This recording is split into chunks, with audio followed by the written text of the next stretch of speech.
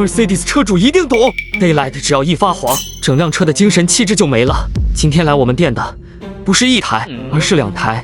W253和 W212 facelift 都中了同样的问题。原厂的日行灯随着时间变得暗黄，不仅影响外观，原本清爽有力的灯光效果也打了折扣，让整辆车看起来比实际年龄还要老。所以我们分别为2台车更换了全新的 Daylight。